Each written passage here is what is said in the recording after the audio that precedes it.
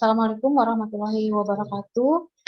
Untuk pertemuan pertama pada mata kuliah Mekanika Bahan Lanjut, Program Studi Pascasarjana, Magister Rekayasa Infrastruktur dan Lingkungan, Universitas Fajar.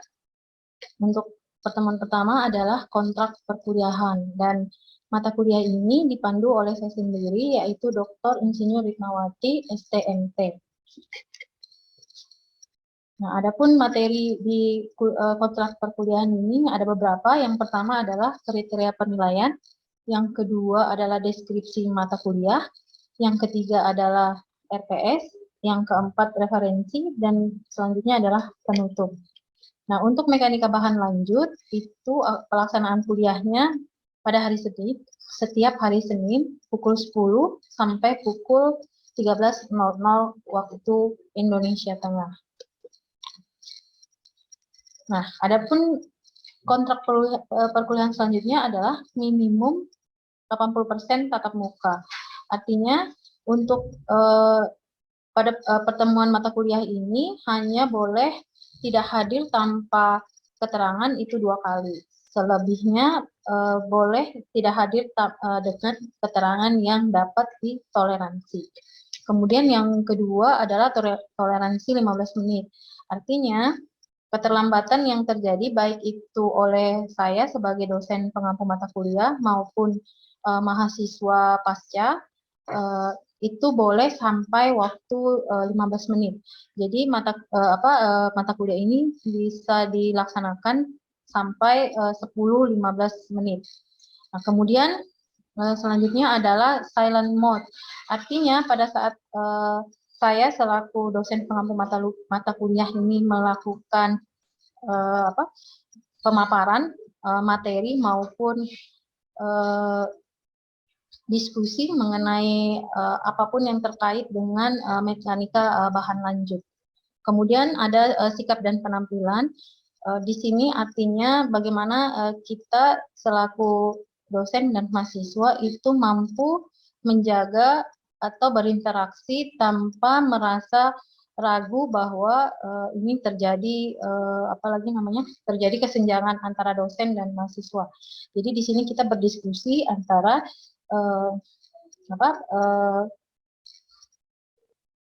antara dosen dan mahasiswa, tapi dalam kaidah yang sewajarnya. Kemudian di mata kuliah ini boleh menggunakan gadget, textbook ataupun kalkulator.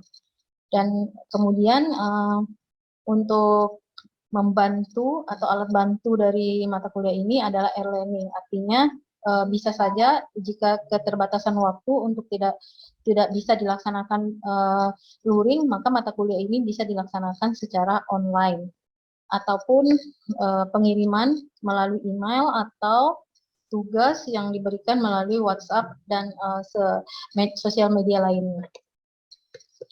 Selanjutnya untuk kriteria penilaian di mata kuliah ini ada 5.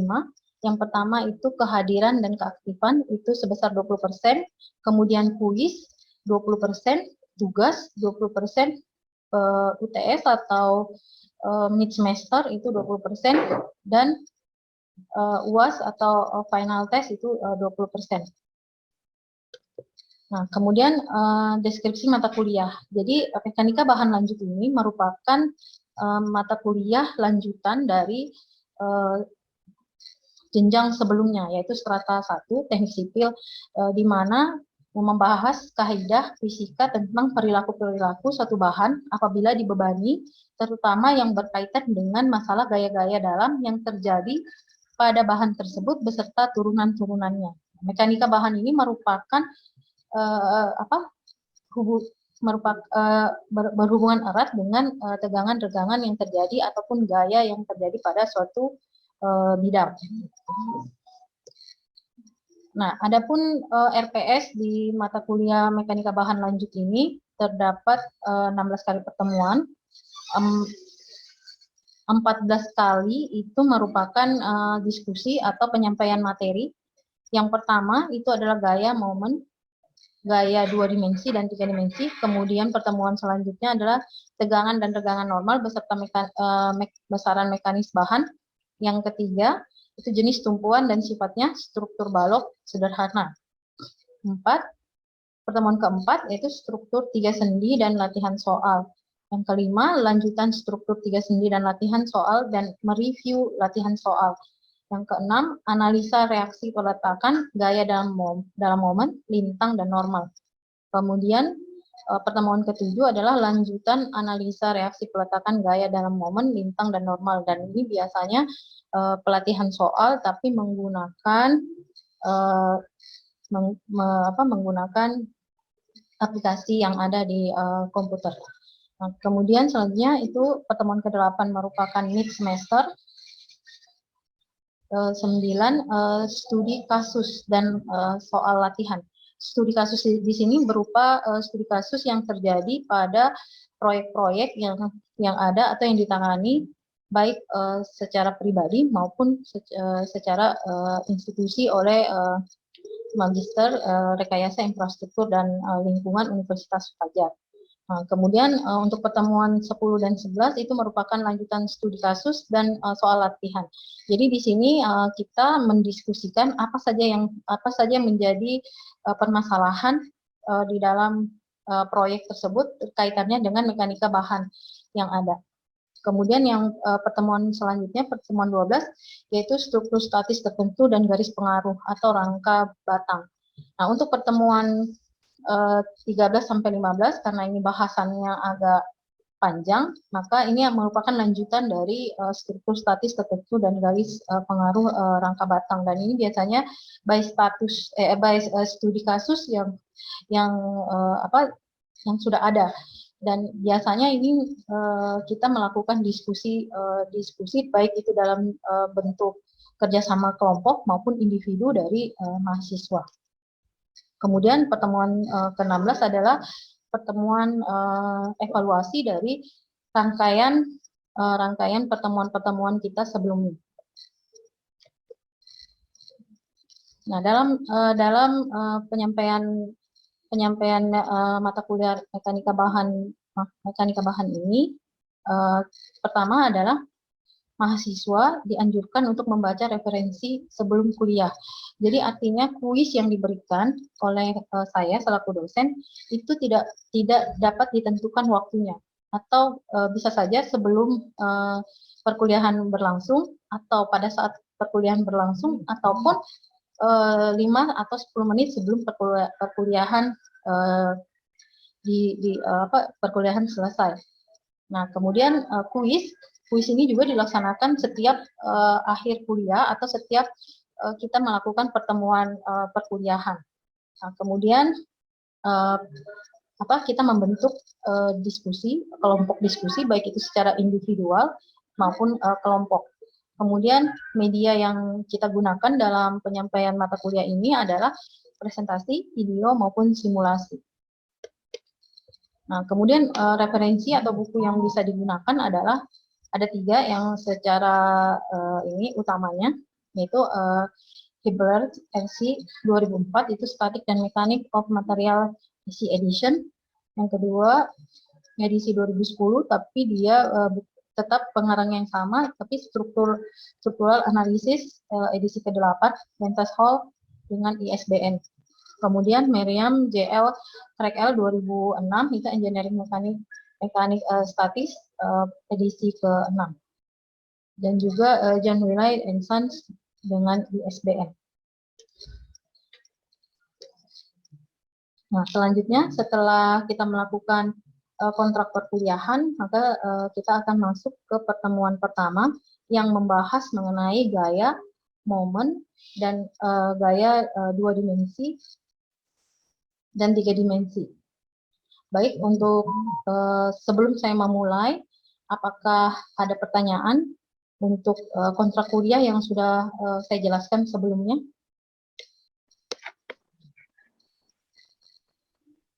Nah, baik, sebelum kita lanjut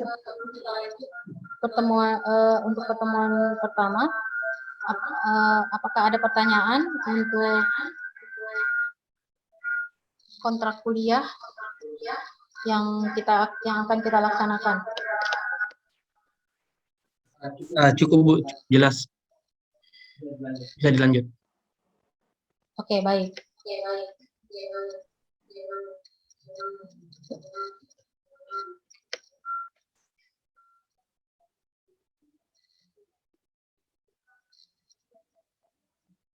Allah.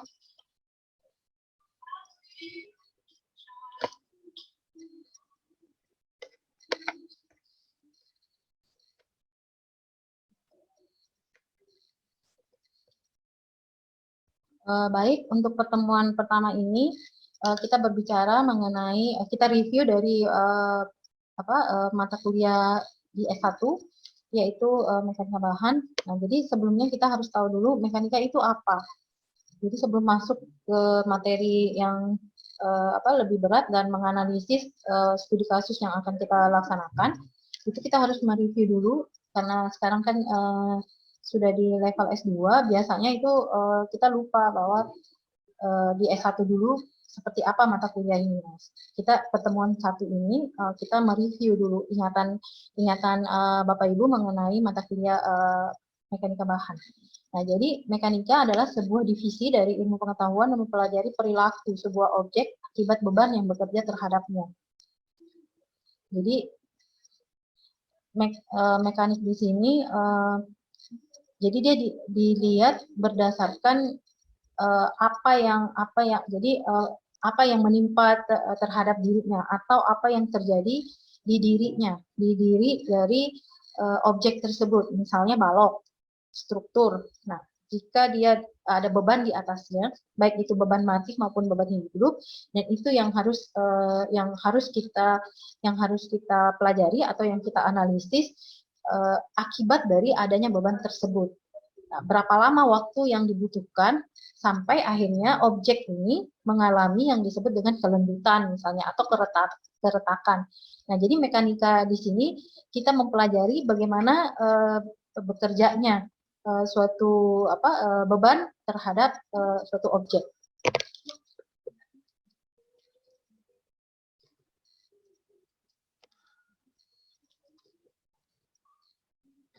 Nah, di dalam bekerjanya suatu beban terhadap objek itu ada yang disebut dengan gaya. Nah, jika kita perhatikan gambar ini, kita bisa tahu bahwa ini ada gaya yang bekerja akibat dorongan. Itu untuk yang A. Kemudian yang B ini itu merefleksikan gambar A ini ke dalam suatu diagram gitu.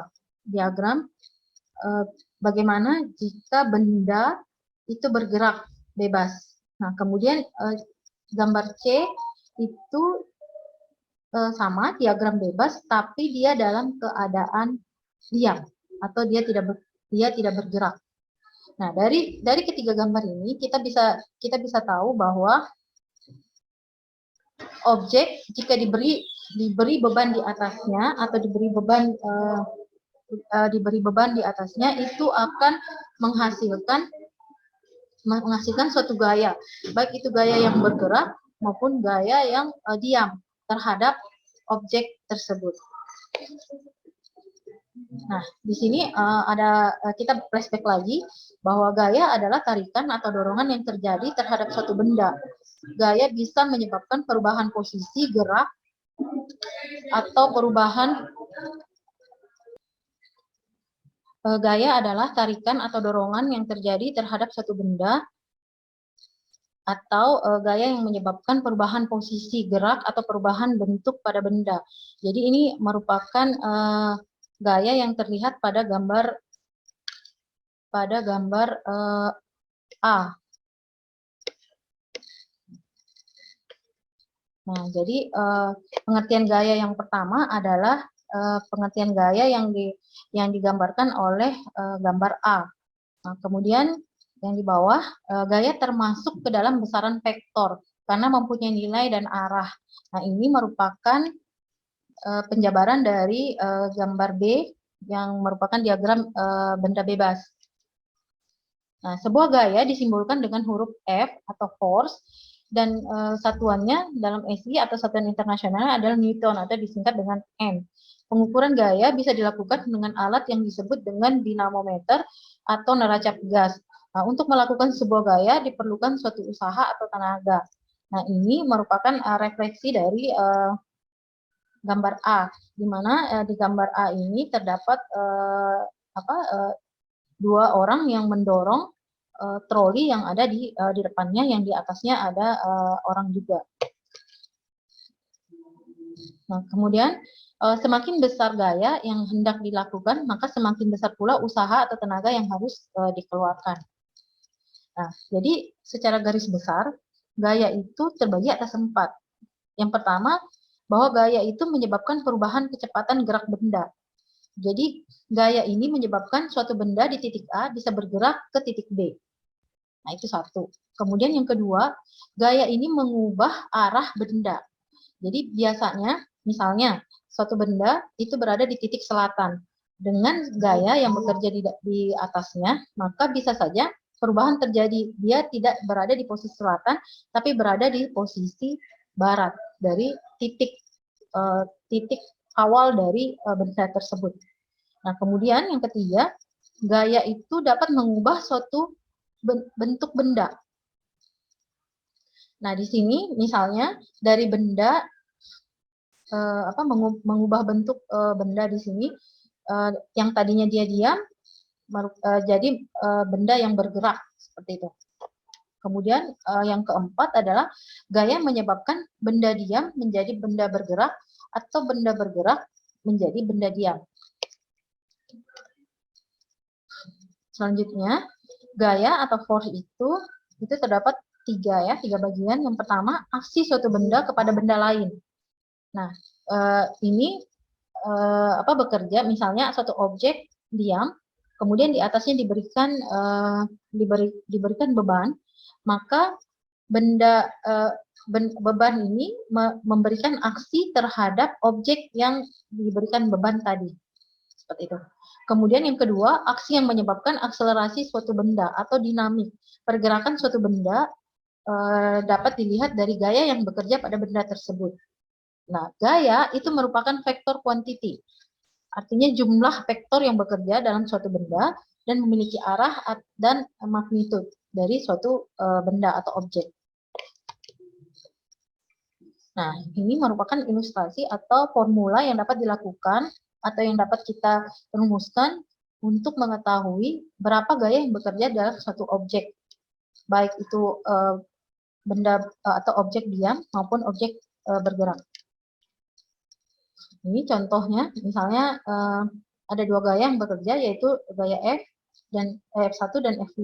Kemudian kita bisa menentukan besaran dan orientasi gaya resultan yang terjadi dari dua gaya tersebut, yaitu F1 dan F2. Nah, ini nanti kita selanjutnya di pertemuan selanjutnya untuk contoh kasusnya kita bisa lakukan. Tapi untuk pertemuan pertama ini, saya hanya mereview, merefresh pengetahuan Bapak Ibu mengenai gaya yang bekerja pada suatu objek dan beban yang ada di atasnya. Sama, ini merupakan contoh. Nah, kemudian setelah gaya, kita membahas mengenai momen. Nah, momen adalah kecenderungan gaya untuk memutar benda terhadap suatu sumbu. Ini seperti yang diilustrasikan di gambar. Nah, di sini kalau kita perhatikan, ini adalah gaya yang bekerja yang memutar pada suatu titik atau suatu sumbu. Jadi pergerakannya konstan, tidak keluar dari titik atau sumbu yang ada. Itu yang disebut dengan momen. Jadi kalau misalnya kita aplikasikan ke konstruksi, ini bisa saja gaya yang bekerja atau pembebanan yang bekerja terus-menerus terhadap suatu objek. Nah, seperti ini. Jadi titik yang contohnya, misalnya contoh A, beban yang diberikan itu adalah 100 Newton. Benda itu tidak bergerak, objeknya tetap dan beban yang diberikan terhadap objek itu juga tetap. Jadi kita bisa tahu titik di mana atau momen di mana beban itu bekerja terhadap suatu objek. Nah, perlu kita ketahui bahwa salah satu prinsip mekanika yang cukup penting adalah teorema Pariknon atau prinsip penjumlahan momen yang menyatakan bahwa momen dari sebuah gaya terhadap suatu titik adalah sama dengan jumlah momen dari komponen-komponen gayanya terhadap titik yang sama. Nah, jadi seperti tadi yang saya bilang bahwa objeknya tetap di titik yang sama, di titik A, beban yang diberikan juga di titik yang sama atau di titik B. Jadi dia bekerja di titiknya masing-masing, tapi objek dan beban itu bersatu begitu. Ada hubungan walaupun memiliki jarak di antaranya. Nah, ini merupakan contoh, nanti kita bahas di studi kasus yang di pertemuan selanjutnya. Ini juga sama. Oke, yang selanjutnya adalah couple atau dua gaya yang sejajar, sama besar dan tidak segaris kerja. Nah, artinya di sini suatu objek itu bisa saja ada dua gaya yang bekerja dan tidak saling berhubungan. Gaya itu kiri dan kanan bekerja bersamaan tapi tidak saling berhubungan. Itu disebut dengan gaya couple. Nah, gaya couple tidak berubah selama besar dan arah vektornya tidak berubah. Artinya jika gaya A itu bekerja ke arah selatan, maka gaya B juga akan bekerja ke arah selatan. Dia tidak saling bersinggungan dan tidak saling mempengaruhi, tapi bekerja pada gaya yang sama dan titik yang sama. Titik yang berbeda tapi arah yang sama. Jadi suatu couple tidak akan berubah oleh pergantian harga dari F dan D selama produknya tetap sama. Jadi jika objeknya sama, gaya yang bekerja berbeda tapi arahnya sama, itu disebut dengan gaya Cooper yang bekerja. Nah, hal ini bisa dilihat pada gambar yang menunjukkan 4 konfigurasi couple yang berbeda dengan hasil couple yang sama. M dengan formula M sama dengan F kali D. Nah, ini merupakan studi kasus lagi nanti yang akan kita bahas selanjutnya. Kemudian ini juga sama. Nah, pembahasan selanjutnya adalah resultanta dari sistem gaya. Jadi resultanta gaya-gaya dari suatu sistem gaya adalah gaya tunggal pada sistem gaya di mana dapat menggantikan gaya-gaya asli dari suatu sistem gaya tanpa mengubah pengaruh luar pada suatu benda kaku. Jadi keseimbangan pada sebuah benda adalah keadaan di mana resultante dari semua gayanya sama dengan 0. Jadi resultante ini adalah penjumlahan atau pengurangan dari gaya-gaya yang bekerja dari satu objek. Nah, sifat-sifat gaya, momen, dan couple yang telah dibahas terdahulu, kita akan pakai untuk menentukan resultante dari sistem-sistem gaya yang sebidang. Nah, artinya pada saat kita menentukan jumlah atau pengurangan dari suatu gaya yang bekerja pada suatu objek, maka sifat gaya, momen, dan couple itu harus kita perhatikan. Nah, jadi pengertian dari gaya, momen, dan couple itu harus kita benar-benar ketahui untuk menentukan resultante yang bekerja pada gaya suatu objek. Ini merupakan contoh kasusnya. Nanti kita akan bahas untuk pertemuan selanjutnya. Ini juga sama. Nah, jadi ada beberapa contoh yang nantinya akan kita diskusikan, baik itu secara individu maupun kelompok dari kelas mata kuliah mekanika bahan lanjut ini. Nah, untuk selanjutnya, apakah ada pertanyaan? Baik, untuk selanjutnya, apakah ada pertanyaan dari Bapak Ibu mengenai materi kuliah hari ini? Ya, saya izin. Baik, silakan. Dari Syahrir. Baik, silakan Pak. Ya, terima kasih. izin menyampaikan pertanyaan saya terkait soal materi yang disampaikan. Apakah gaya momen dengan kapel ini bisa bekerja pada satu objek yang sama? Demikian Bu, terima kasih. Baik, pertanyaannya sangat baik ya, Pak Sahri, terima kasih. Jadi suatu objek itu bisa saja bekerja gaya-gaya yang seperti tadi, baik itu gaya maupun momen ataupun couple. Jadi pada suatu objek, misalnya kolom atau struktur dari suatu bangunan atau konstruksi, itu bisa saja mengalami beberapa gaya di saat bersamaan. Nah, di sini kita nanti akan menghitung jika gaya-gaya tadi itu bekerja pada saat dan waktu yang bersamaan. Bagaimana ketahanan, kelenturan dari konstruksi kolom atau apa lagi namanya, konstruksi tadi terhadap beban yang ada terhadap objeknya, seperti itu. Ada lagi? Ya cukup Bu, demikian. Terima kasih. Oke, baik. Untuk pertemuan pertama ini, karena kita sudah melakukan tanya jawab juga, dan kemudian saya anggap bahwa pertanyaan tadi merupakan kuis ya, salah satu kuis. Artinya karena kita baru pertama kali bertemu, maka terima kasih atas perhatian Bapak Ibu terhadap mata kuliah ini. Untuk selanjutnya nanti tidak perlu apalagi sungkan untuk bertanya atau berdiskusi mengenai apa saja mengenai mata kuliah mekanika bahan lanjut ini. Misalnya Bapak Ibu tidak menunggu pertemuan untuk diskusi studi kasus. Jika terdapat permasalahan yang Bapak Ibu temui di pekerjaan, bisa kita diskusikan di pertemuan berikutnya mengenai mekanika bahan ya, Bapak Ibu. Baik, terima kasih atas perhatiannya. Kita akhiri pertemuan kuliah kita pada hari ini. Wassalamualaikum warahmatullahi wabarakatuh dan selamat siang.